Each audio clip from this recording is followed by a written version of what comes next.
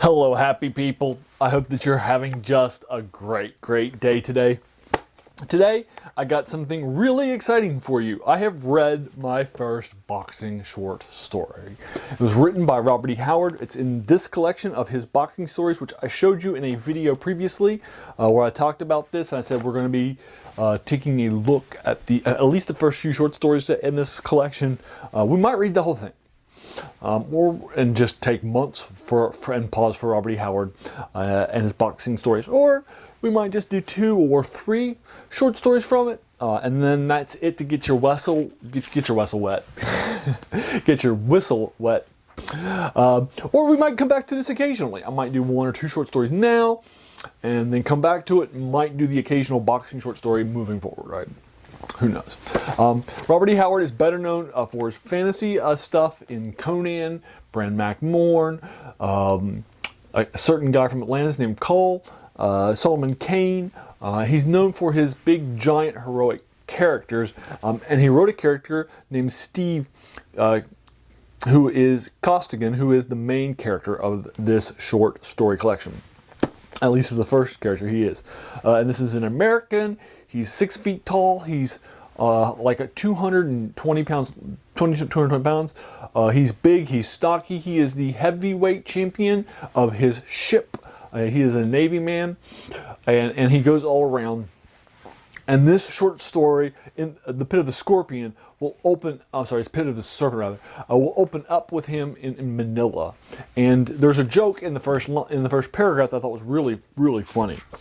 So what I wanted to do for you is I wanted to read the first paragraph of my first boxing short story by Robert E. Howard. You ready? Let's do it to it. The minute I stepped ashore from the Sea Girl merchantman, I had a hunch that there would be trouble. This hunch was caused by seeing some of the crew of the Dauntless.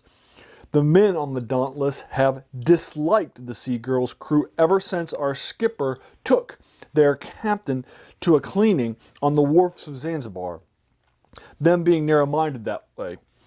They claimed that the old man had a knuckle duster in his right hand, which is ridiculous and a dirty lie. He had it in his left hand. So you see the joke in there made me laugh. I thought it was funny. There at the end of it, this idea that they're kind of that they're dirt cheap. Right? And they're upset that they accused him of cheating because it was the wrong accusation, right? This is this sort of idea. This is short. It never takes itself too seriously. It's fun to read. It's definitely interesting. He's going to woo a woman in a tavern, and then the big nasty guy from the other ship that the two are rivals from will arrive in the tavern. He'll try to talk to the girl and try to ask her to dance, but when he's talking to her, and he's like, "Go find another girl," and he's like, "Go find another fist," and they start to like push to each other, and they start to fight, and then she says, "Go outside and fight for me. Don't do it here in public," and I might. I might go out with I might do a dance and go out with the one who wins the battle, right? And so they are enraged, and so but in particular our main character is really enraged. So he agrees to fight in the Pit of the Scorpion, which is in this establishment that they're in the basement. So they're going to go take a look at that, and they're going to go fight in the Pit of the Serpent. And that pit is where it's from. And you'll find out more information about the pit and the fighting conditions, what's been happening there in Manila, in the Philippines, and that sort of thing happening. And that's pretty much it. That's the short story. It's like 17 pages long. It probably took me like 30 minutes to read, maybe a little more than 30 minutes. I started like at 57 and I finished at like 31. So it's like 34 minutes or something like that to read. It won't take you that long of your time. Robert E. Howard is not a dense writer like some of the people that we've been going through right now, like Lord Dunsany or George MacDonald. He's a faster writer. He's not adjective laden, or Clark Ashton Smith that was contemporary for some reason on H.P. Lovecraft. He's a faster writer, so he doesn't take as much of my time to read, which is a good thing. So there you are. That is the first boxing story that I've ever read. Now here's the thing. What do I give it? How do I rate this short story? I've never read another boxing story before. I don't have anything to compare it to, right? I don't know. Normally, I like to rank my short stories out of, out of 10. 7, 6, 5, 10, 32, whatever. But I try to give them a rating out of 10. Proper.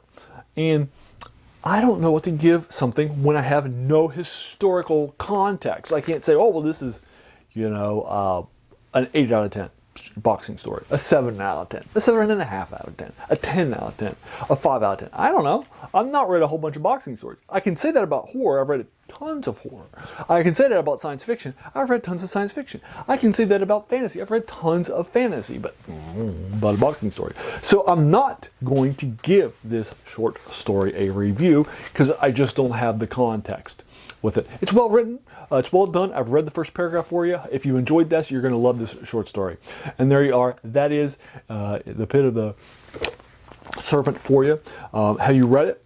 If so, what did you think of it? Did you agree or disagree with my take? Do you have an evaluation? Because you've probably read a lot of boxing stories. I'd be more than happy to engage with it further and talk with you about that further in the comments below. If you like this video, please feel encouraged to hit that subscribe button because there's going to be a lot more of these to follow. And then finally, hey, I want to thank you so much for taking some time out of your day and investing it and watching my video. We all have so many things that are happening in our lives, and we're pulled in so many different directions. So the fact that you spent this time with me is incredibly humbling, and I appreciate it. So thanks again, and have a great day.